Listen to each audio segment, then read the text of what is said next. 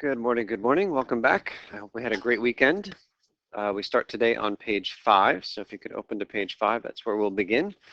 And before we jump into page 5, I have a whole slew of announcements that have nothing to do with our class, but I think they're important, so we'll just spend a few minutes thinking about them right now. Tomorrow, there's a real special thing happening here at GCC. What is that?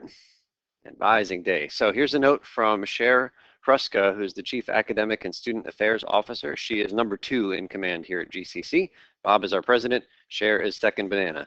Encourage your students to meet with their academic advisor and enroll in courses that will best move them toward their goals and degree or certificate completion. Students may not be aware of new Pell lifetime funding requirements that make accurate course selection more important than ever for students on financial aid. I am not aware of the new Pell lifetime requirements, but it's something that's going to affect some of you guys. There's now a cap of lifetime funding that didn't exist before. So you got to be really efficient as you are taking your courses if you are planning on completing a 4-year degree after you finish here at GCC. And so you really want to make sure you're taking things that are always moving you towards the degree here and then maybe another degree somewhere else too. So registration for a spring semester and January intersession begins tomorrow. Priority registration, that is for current students only, is November 6th through November 19th. Starting November 20th, students that are not currently at GCC but will start at GCC in the spring can begin to register. But right now it's only current GCC students from tomorrow until November 19th. So pretty much if you register in there, you'll have your pick of classes, but if you wait until the last minute, you might have difficulty coming up with a schedule that works for your schedule, but is also involving classes that are still available. Nikki? Do you know what time of day Registration, I don't know that there's an official start time. Last semester, as far as I knew, the start time was something between 7 and 8 in the morning. Yeah. Okay, let's see. So the schedule of classes is available. If you go to the GCC homepage, right at the top, one of the tabs is academics, and then class schedule is one of the options in there, and then you can pick and choose and see what's available. There are printed versions of this schedule that just came out. I got one, I think, on Thursday or Friday, so they should be floating around, but I can't tell you exactly where they are. But certainly the most up-to-date stuff is on the web. Your job is to make an appointment to meet with your academic advisor. If you don't know who your academic advisor is, see me right after class and I will tell you in about 10 seconds, okay? And then once you know who your advisor is, you walk to their office door, and probably right now outside their office door is a schedule where you just fill in your name and say, I'd like to see you tomorrow at this time, or maybe even if it's not tomorrow, sometime later in the week. So right now outside my office door, I've got all of my available times for the rest of the week. So try to make an appointment to meet with your advisor. If not tomorrow, then soon. As we said, tomorrow is advising day. There are no day or evening classes in order to free you guys up to meet with your advisor. In addition to coming here tomorrow to meet with your advisor, there's a full slate of workshops scheduled for that day targeted for GCC students. I believe that you guys got an email from Anna Berry. Does anybody know? Is that true? Yes? Okay, so if you don't know who that is, then maybe you never bothered opening the email, but check and see if you've got it there. Maybe it's in your deleted file now, I don't know. But I will pull up this is an old version of the schedule. I don't have the most up-to-date one, but for example, tomorrow between 9 and 10:15, there's a workshop on health occupations careers. So if you have any interest in going in that direction, check it out. There's also a roundtable about student leadership starting 10:30 to 11:45. Another problem-solving forum if the semester isn't going as well as you'd hoped.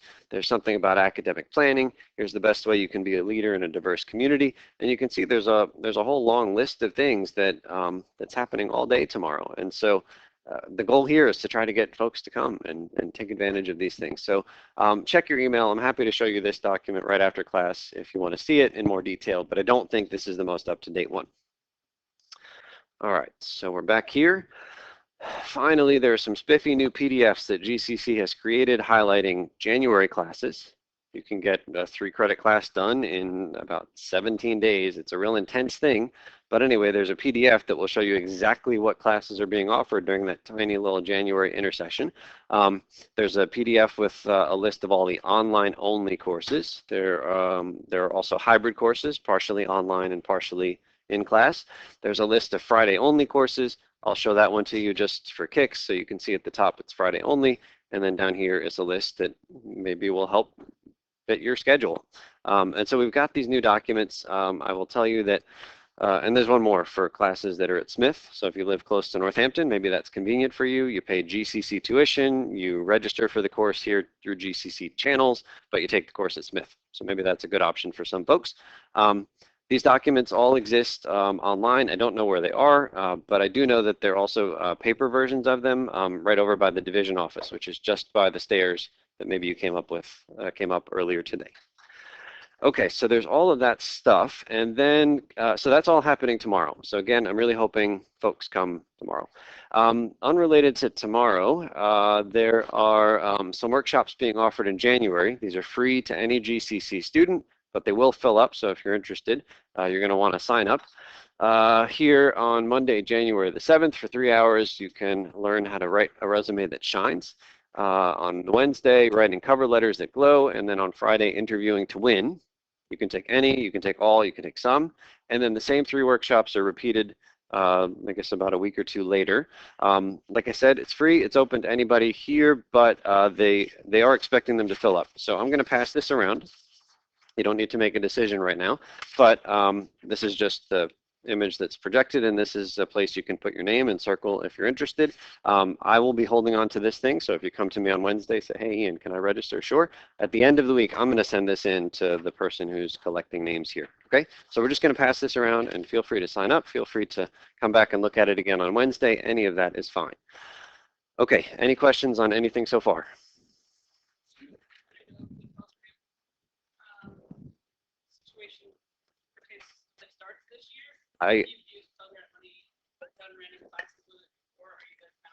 So, do you have an answer to that, Tiffany? Go ahead.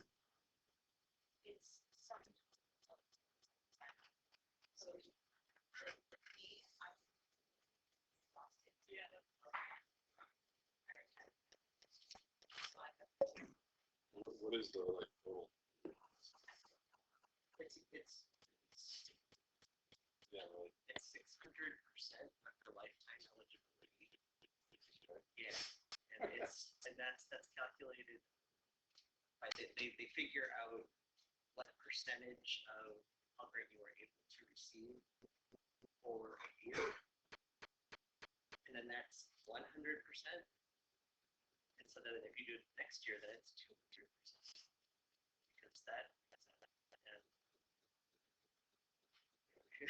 Okay, so it's a complicated formula. We have a whole office down on the first floor of the Corps that knows everything about everything financial aid. So really, oh, it's complicated. But I mean, you should go talk to folks who know. I'm not in the know, but it does affect people that there's no like grandfathering in. I mean, it's like it's like going to currently affect people like starting at this point right now. Any other questions about any of this? Okay, and then last thing before we do calculus, what else is happening tomorrow not at GCC? It's election day. So again, classes are canceled for tomorrow here at GCC, not because of election day, but because of advising day. That said, it is your civic responsibility to get in the know and go out and vote tomorrow. So just in case you're not sure how this is supposed to work, maybe it's your first election or you haven't voted in a long time, if you just type in Google Massachusetts elections, you come up with this official Secretary of the State of Massachusetts webpage. And there's lots of really great information here. You can click on there and look at all the different candidates that are running. So those are the 4 tickets. You'll see four groups for president, vice president, but then you can see lots and lots and lots and lots and lots of other stuff happening tomorrow. So if you come back here and you want to know exactly what you're supposed to do, go to My Election Information. You're going to type in your address. So this is where I'll pause the video so my address doesn't go on YouTube. And you come to this page, and so it tells me where I'm supposed to vote. It's at Town Hall. That's on 9 Montague Road where I live. If I click on My State Ballot, it will pop up exactly who I am voting for tomorrow. President, vice president is first. 2 options here for senator and Congress. There's only 1 person running for representative in my district, the 2nd district, but this will change depending on where you live, and you can see exactly who you are voting for, okay? And then there are 3 yes/no questions that I'm going to have to answer tomorrow. And the first one here is about motor vehicles. The second one is about assisted suicide. And the third one is about medical marijuana.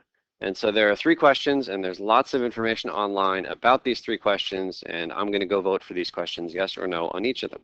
You're going to do the same, but you got to know what the questions are before you get to the polling place. So lots of good information there, and yeah. And then again, it gives me more information about my town clerk's office. If I have any questions, I can call or fax or email. It's got my town website, current state office holders for the Commonwealth. Here are the current representatives in my district, and lots of information here. Okay, so there's no reason to not know what's going on before you get to the ballots tomorrow, and there's even more importantly, no reason to not get to the ballots tomorrow. Any questions on any of that? Bubba.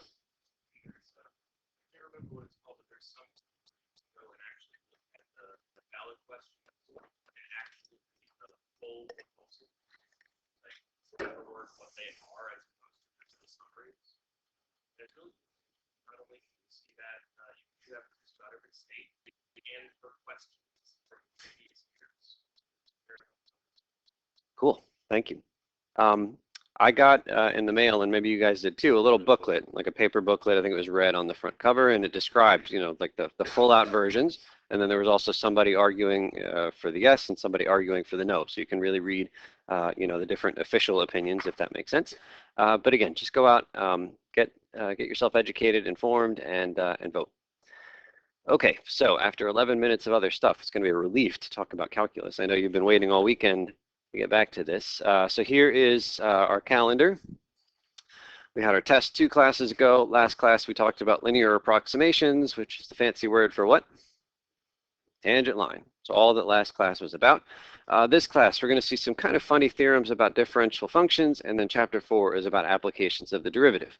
Coming up on Friday, 2 things. One is our 6th quiz. Second is the assignment of our 6th project. You don't have it yet. If you want to get it early, you can get it over there. I'll hand it out on Friday. Any questions on the calendar? Nikki? Are we going to be, see the word integral down there? Or is the integral kind of mostly in the second? Yeah, calculus 2 is the integral calculus, and calc 1 is the differential calculus. But we will introduce the integral for the last few classes this semester. All right, so I've highlighted in yellow our final exam time, and I've highlighted it because I completely messed up the dates that I asked you guys to vote for when we voted on Friday. So, so here's when our final exam is, and I hope it works for everybody. It's the official time. I'm not making any changes from what's in the school calendar, but for you guys, the final exam is on Thursday, December the 20th. Thursday, December 20th. So if you wrote down a date or time from when we voted Friday, you wrote the wrong thing because I wrote the wrong thing. So Thursday, December 20th, 8 until 10:30 in this classroom. Thursday, December 20, 8 until 10:30. Officially, it's 8 to 10. Okay, so that's the Thursday. The last day of classes is that Monday. So the final exam is not the very next day. It's on Thursday of that week. Okay, sorry about the confusion. Yes, you can give me project 8 anytime between when I assign it and the final exam. Yeah. Yeah, project 8 is not so much a math project, but let's reflect on the semester and you know, look back and think about what you've learned and also give me some feedback on what went right for you and what didn't go so well. Okay, so that is that. Last announcement, the math club is meeting again today at noon right next door, so come on by, bring lunch if you're interested. All right, so finally on page 5, we'll go to number 1. Can we start with Sam?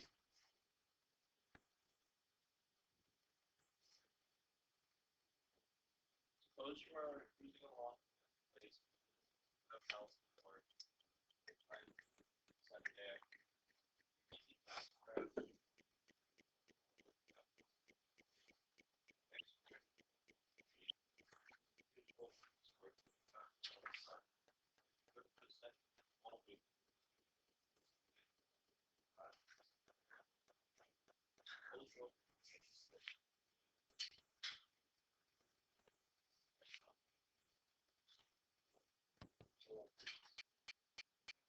Okay, so that policeman has been sitting at that toll booth, the second one, for an hour.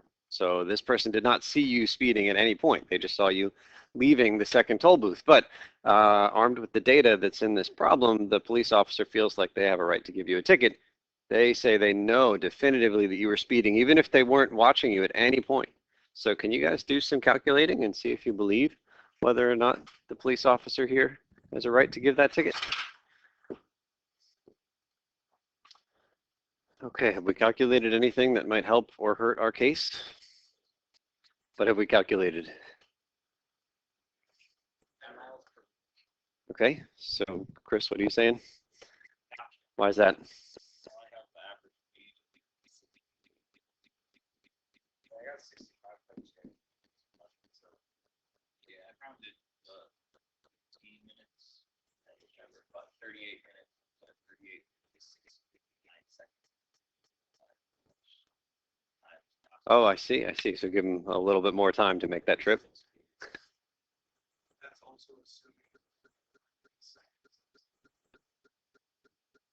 Assuming there aren't any seconds, like,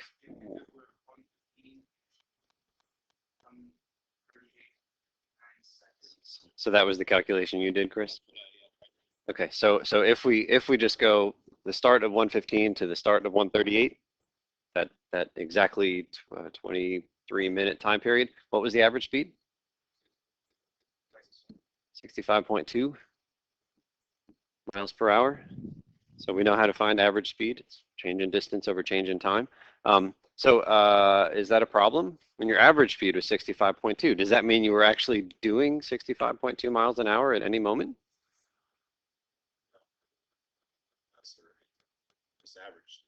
Right, this is an average.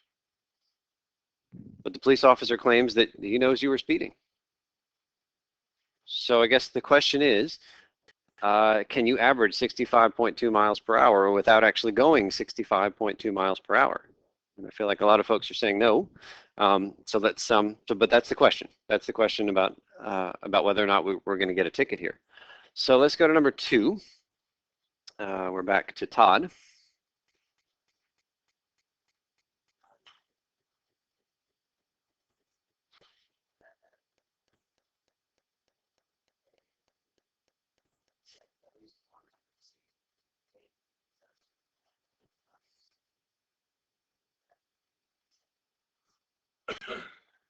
All right, so this theorem has a name. I guess that makes it important. It's called the mean value theorem. So let's think about what it's saying. The right-hand side looks like a calculation that we've seen before. What does it look like in terms of a picture?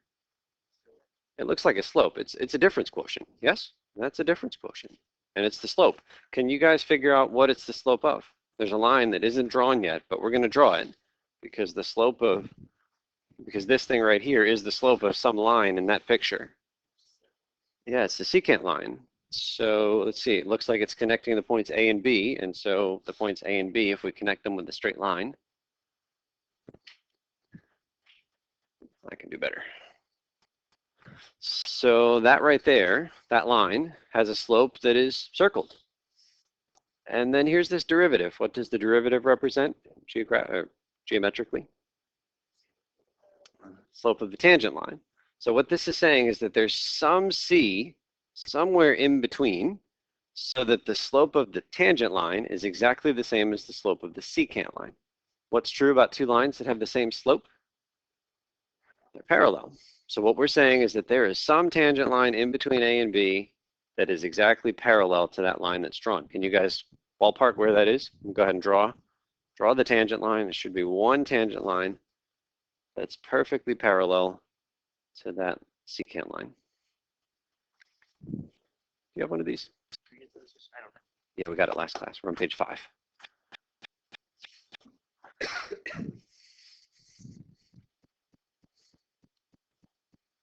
Okay, so hopefully we've got some line right around there. And this guy right here, if I drop straight down, what's the name of that point? That is the C we're talking about. It says there's some C in between A and B where the tangent line is parallel to the secant line.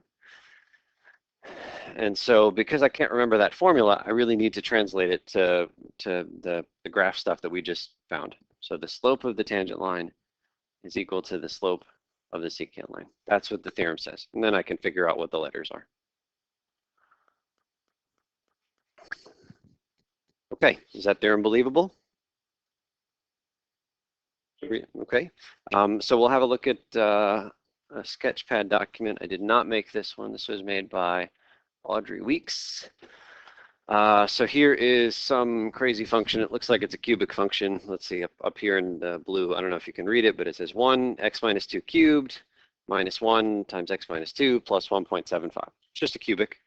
And so the first thing that we're going to do is draw a secant line. And the secant line that gets drawn is the one that connects A and B, starting point and the ending point. So can you guys imagine where that is? We'll move X. There's a point here that will get moved out of the way. So this guy can be anywhere. But can you imagine now connecting the A point and the B point? We'll get our secant line. So I'll show that. And you can see down here in blue, f of b minus f of a over b minus a. That's the slope of the secant line. It's 0.8 in this picture. And then we're looking for a tangent line that's perfectly parallel to that. And so which way should I move this guy to find a tangent line that's parallel to the blue? Either way. Oh, what? This is only in America. Either way is good, right? We just, all right. So if we go left, then maybe somewhere around there. So that's just ballparking it. Here it says it's 0.79 for the tangent line. It was 0.8. That's pretty close. And then if we go way out here to the right, we should find some other one that is parallel. All right, that one wasn't as good, 0.74. But you can see that there are two. Well, the theorem doesn't say there's only one. It just says there is some. Could be 700 of them, but there's at least one. That's all that it's saying. Let's see. I think if I click that button, it'll actually find the 2 points. So there's one of them. And then there's the other one. Okay, seems believable, right? All right, let's go back here and try number 3, Josiah.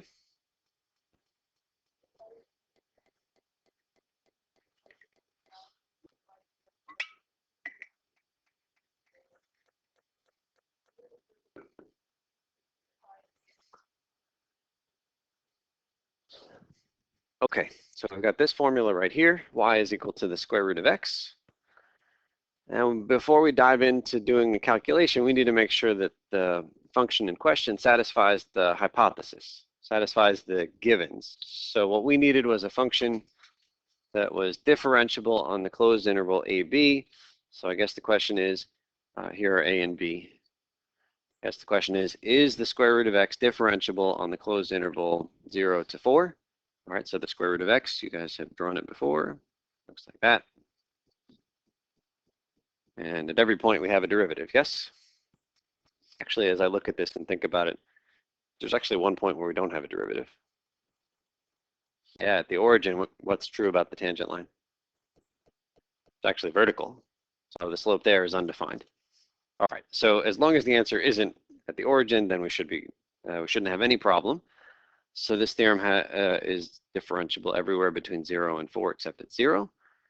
And so what we're going to do is try to find the winning points. So I guess the first thing is to find coordinates. So we've got given to us 0 and 0, and then 4 and 2. If I had only given you the x was 4, could you have found that y was 2? What would you do with x is 4? You just plug it into the y equals square root x, okay? And what would I like to calculate for those 2 points? What about the secant line? I want to find the slope. So that's an easy calculation. That's the first thing we'll do. Slope of the secant line, change in y over change in x.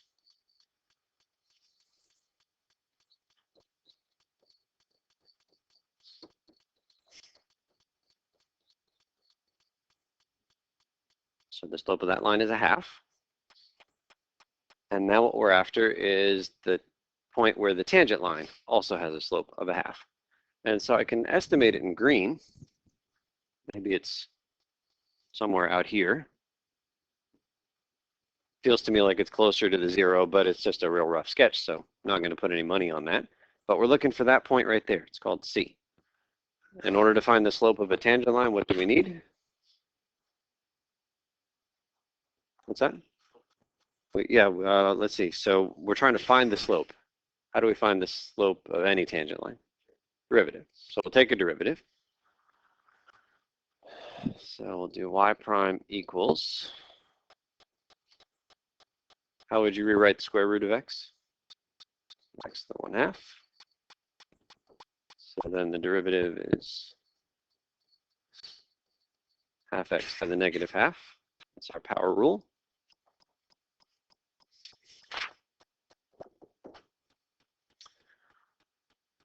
And we'll go ahead and rewrite that. So that's really a 1 over, there's a 2, and what else is down there? Square root of x, right? Negative a half is a radical on the bottom.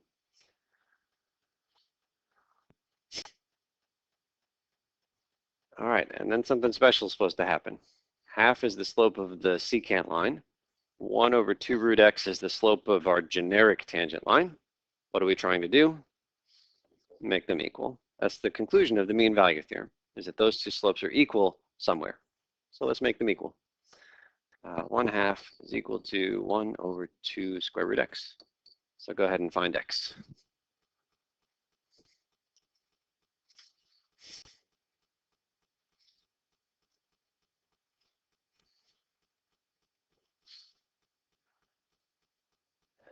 And for this one, the number is nice enough that you might be able to just look at it and know. But just in case it were not so nice, could you do some algebra to solve? What might you do first? Yeah, cross multiply seems good, right? Fraction equals fraction. So we get 2 root x equals 2. And then divide both sides by 2. And then what should we do to both sides to solve for x? Square both sides. So I'll write it as 1 squared and then, whoops, and that's just 1.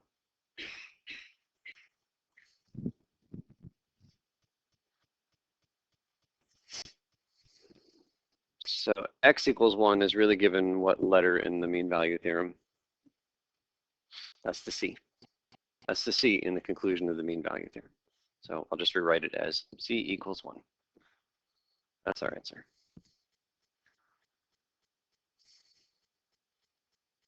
And do we see it here in this picture? I've guessed that the point was closer to the left than to the right. And okay, so we got 1. Seems good to me. Any questions on that?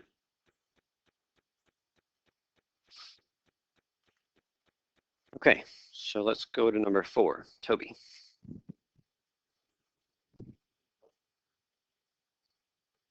All right, so I'm going to apply this to the speeding ticket example. So I guess what that means is we need a function. So it feels to me like the function should be the distance, where your car is at any moment in time. So f of t is going to be, say, how many miles the car is from the first toll booth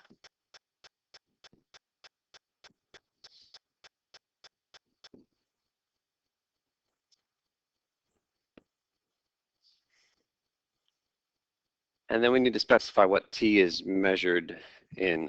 So, I mean, we could do hours, we could do minutes. We also have to identify a starting time for this experiment. So when should we start the experiment? So what does 0 correspond to? What does t equals 0 correspond to in the, so we can call it 1:15, you could call it 1, you can call it anything, but you got to call it something. So let's call it 1:15. How many miles your car is from the first toll booth, t minutes after 1:15.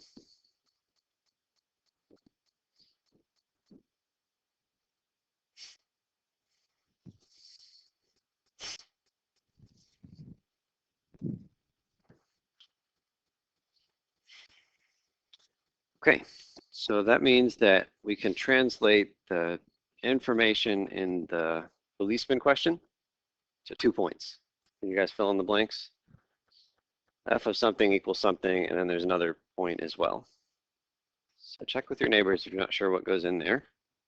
We're looking to take the car data and make 2 points out of it.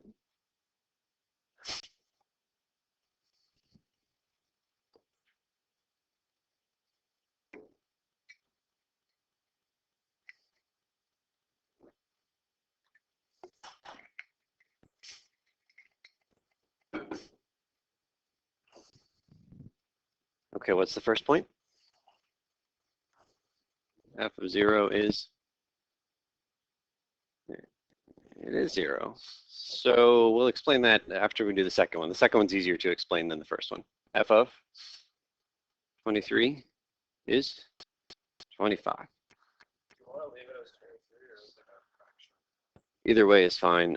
For me, I've got it in minutes, but you can write it as hours. We'll get the same conclusion at the end. Okay, so what this means is that 23 minutes after 1:15, the car is 25 miles from the first toll booth. Okay, so then the first one follows the same rule. 0 minutes after 1:15, that is at 1:15, the car is 0 miles from the first toll booth. The car is at the first toll booth. Okay, so I've got a function now. There it is, described in words, and I've got 2 data points. So as long as we believe that this function is differentiable, then we can apply that mean value theorem. So think about the function, your distance function. So as you drive the car down the road, do we believe that your distance is going to be differentiable everywhere? Well, most likely. I mean, your distance is going to be an increasing function, right? If you're just going constantly 60 miles an hour, then your distance function will just be this line. And if you decide to give it some gas, then maybe you start curving up.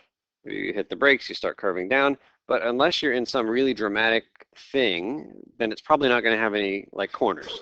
Like what would a corner look like? Why might you have a corner? If you got into an accident, right? Like something has to change very drastically in order for your distance function to not continue what it was doing in a very smooth, nice way. So let's go ahead and do our calculation. The slope of the secant line connecting these two things. So we'll go ahead and subtract the y's over subtract the x's.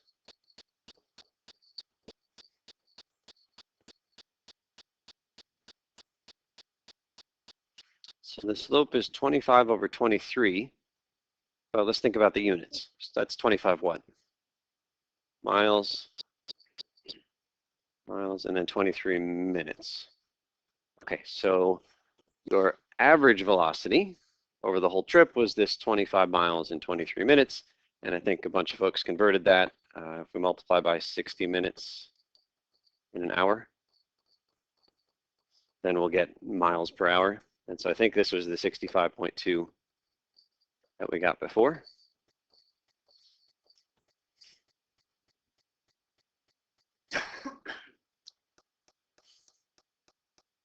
So we didn't need any of the fancy business with f, with that function, to do this calculation. You guys did this naturally before. But now we get to the fancy calculus part.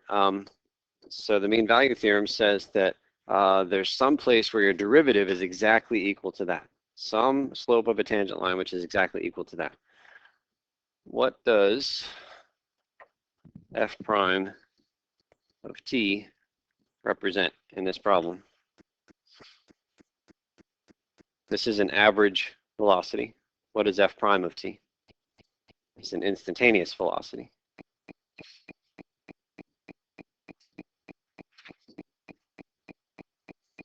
We knew that from before. Derivative is instantaneous rate of change.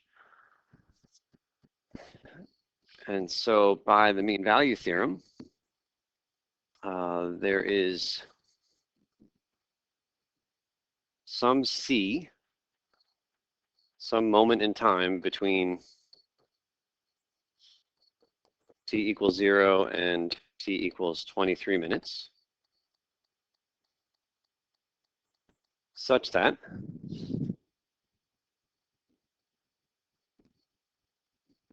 f prime of c is equal to what number?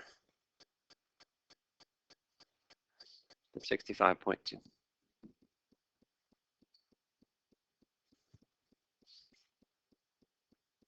There's some place where the derivative is the same as the slope of the secant line. That is to say, there's some point in this trip where your instantaneous velocity was 65.2. Which means that by the letter of the law, you are officially speeding at some point in the trip, and the policeman can give you that ticket without having seen you speed at any point in time. And I've heard stories of people driving down I-95 in New York and New Jersey where like it's painfully slow to follow the speed limit, but they know they're going to get pulled over if they get from toll booth A to toll booth B in too short a time period, so they'll drive and speed like a crazy person, and then right before the toll booth, pull over and sit there for 5 minutes, read the newspaper, and then go through the toll booth. But yeah, this is the mean value theorem at work. All right, next page. We'll get to a theorem that is really intuitively obvious. We'll just read this part A. If a derivative is positive, what is the function doing, the original function doing? It's increasing. This is something we've been talking about for like a month, right? If a derivative is positive, that means your function is going up. It's an increasing function. Well, we never actually proved that theorem. And it turns out that, okay, so it's clear if you just think of the picture, it's clear that this theorem is true, but, but everything in calculus has been formally proven, like, beyond a shadow of a doubt, with all full detail, everything in calculus has been proven to work so that you don't need to rely on, well, just think about it, the tangent line is going uphill, the function must be increasing. And so a lot of the applications of the mean value theorem are this real formalizing of the theorems in calculus, even if they're intuitively obvious. So we're just going to prove this real quick. Don't copy it down. But here's how we can use the mean value theorem to shore up something that we believe just thinking about pictures, but still mathematicians want to see proofs. So here's what it says. We're going to assume that our function is positive everywhere in some interval. And I want to convince you that f is increasing. So I'm going to have just two arbitrary points here, a and b, and I'll put a point over here. We'll say that's f of a, that guy. And I'm really hoping that f of b is where? Under or above that point. All right, so we're hoping that f of b is up above. Now, I don't know where it is. I'll put a question mark. But we just want to convince ourselves that this function is increasing the whole time. So here's what we'll do. We're going to assume that a is less than b, so that's in the picture. But I'm really hoping that then the f of b, really hoping f of b is bigger than f of a. That's the goal.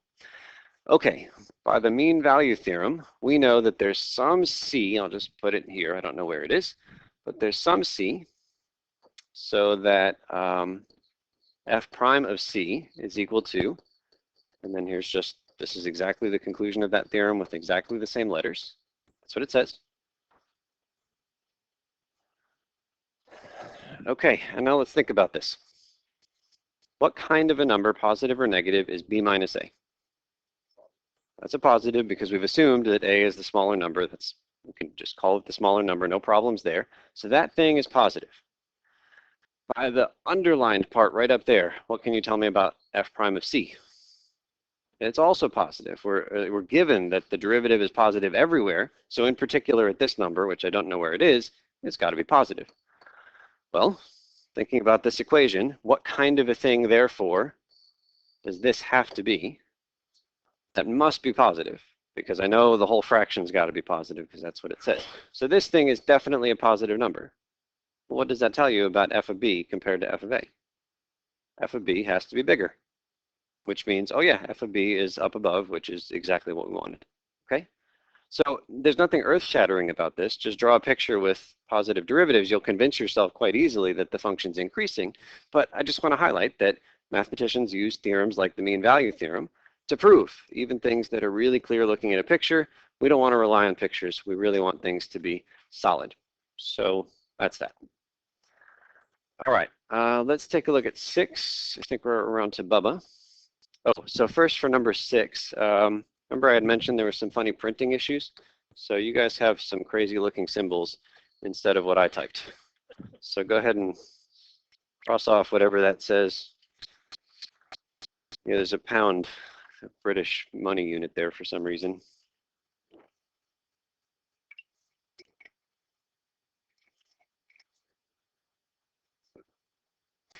Right, just put smiley faces in the middle of our theorems. So like I said, I'm hoping that there are not errors littered throughout the packet, but as I find them and as you find them, we'll fix them together. Okay, Bubba, go ahead, please. Suppose that G and H are continuous on A is greater than or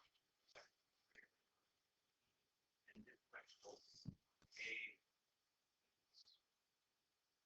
was that less than? It's less than. Is less than. A is less than X.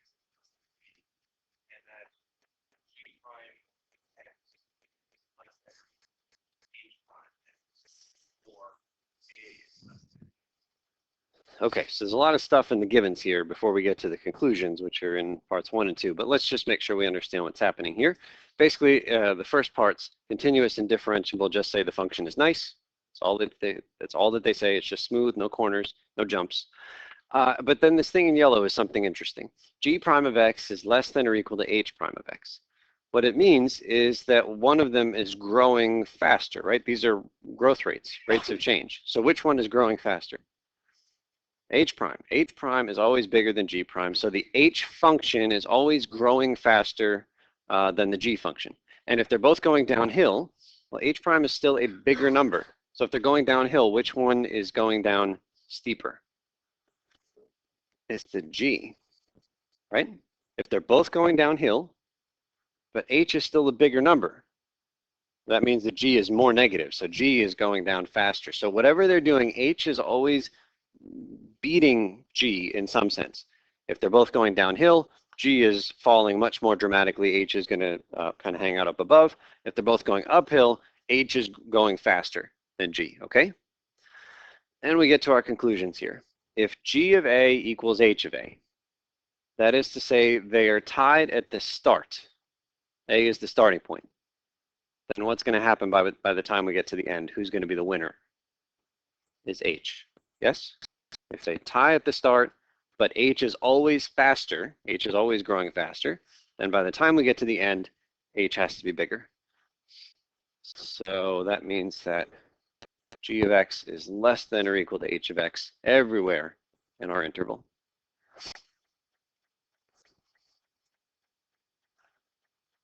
And then part 2, if G of B equals H of B, there's a tie here, but this time where is the tie? At the end. So if they're tied at the end, but H was always running faster, then what must have been true for every other point? Yeah, which one was lower? The H must have been lower. The H must have been playing catch up the whole time, because we know the H is always faster, and they ended up tying at the end. So the H must have been behind the whole time. So the G must have been winning. So called the racetrack principle because you're imagining two runners running a race. H is always faster at every moment. If they start the race at the same moment, the same place, what must be true for every moment in this race? H is going to be ahead. If they finish the race at exactly the same moment, what must have been true the whole time? G must have been ahead. H was playing catch up. Before I was here at GCC, I taught at Deerfield Academy, just down the road, down 5 and 10, a couple of miles. And I challenged one of my AP Calculus students, who's a senior in high school, challenged him to a race. But he is like our track star, and he runs miles in like 4:20. And I was a very casual runner, like 8-minute miles. And so we had to handicap it somehow. And so I said, all right, Anthony, we're going to handicap this right before we run the mile. We're going to each solve a Rubik's Cube. And then as soon as we finish the Rubik's Cube, we start the mile. And whoever finishes first wins. And he says, well, I can't solve a Rubik's Cube. Well, you better start training. And so like 6 weeks after we had that challenge laid down, he spent a lot of time learning how to solve the Rubik's Cube. I spent a lot of time with the Deerfield Academy track coach so I could run faster. And so we had this race. And so which one of us was G and which one was H? For the running, I am G. I can guarantee you at every moment in this race, Anthony was running way faster than I was. I mean, there's video. I mean, like I look like I'm like a walker. I have like a walker that I'm like going around the track with, while he's this gazelle just doing laps. And I'll also tell you that I'm a lot faster at the Rubik's Cube than he is because he had never done one before. And so I had a big head start. And at the end of the race, it just about finished in a dead tie. So which case were we in, 1 or 2? We were in 2, which means that what was true for the entirety of the race up until that dead tie? I was ahead just until the very last moment. And if it was a tie, he was playing catch up the whole time and maybe caught me right at the finish line. If you want to know whether or not he did catch me, you can go YouTube it and see if you want to. But anyway, that's the visual for the racetrack principle. So let's use it not about Rubik's Cubes and miles, but on number 7. Tiffany?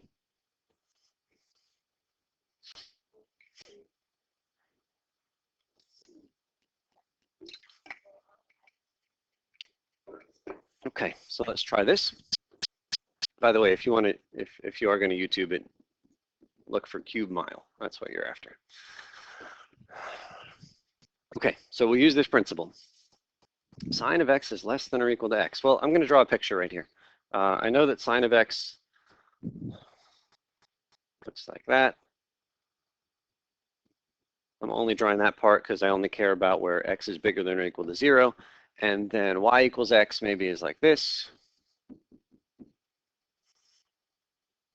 Definitely they meet where? You guys know one point where they meet, no question. They definitely meet at the origin. We know that sine hits the origin. We know that y equals x hits the origin. According to this theorem, according to what we're trying to prove here, the picture I've drawn is flawed. It doesn't look like this because what we're trying to prove is that sine of x is always less than or equal to x when you're out there to the right. And so what it's saying, I guess, is that this is not correct. It shouldn't be under ever. What it's saying is that sine of x is always below. So let me update my picture. And I guess what we're saying is they, definitely they meet here, but apparently y equals x is steeper than I drew it the first time. That's what we have to show. But it's not at all clear. I mean, even if you had really nice graph paper and you were very detailed, it would still be hard to tell exactly what's happening near the origin because they hit each other at the origin and then I don't know what they do after that. So how are we going to get it so that we convince ourselves that always the y equals x is above the sine of x? So here's how we do it. Let's say that this one here is our g of x. And this guy right here is our f of x. No, h.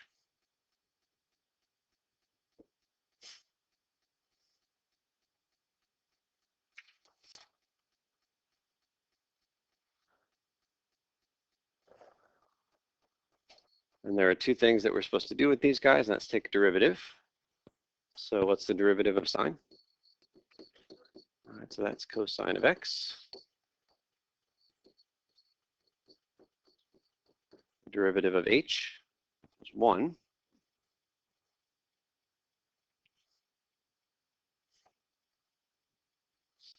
What's the relationship between g prime and h prime? How does cosine of x compare to 1?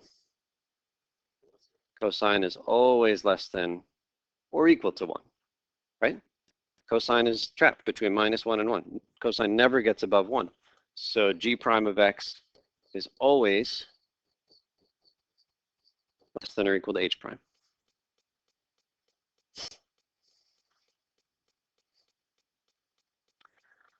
That is to say the h in this example is the faster runner, always. And then we need a place where they are equal. Where are they equal? At the origin. So at 0, they both have the same y value. Is that the start or the end of this race? That's the start of this race. So if h is always running faster and they start the race at the same point, what must be true everywhere? Yeah, h has to be above. H has to be above everywhere. So by the racetrack principle,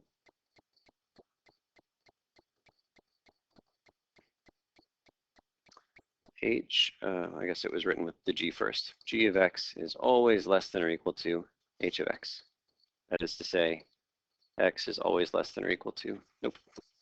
Sine of x is always less than or equal to x.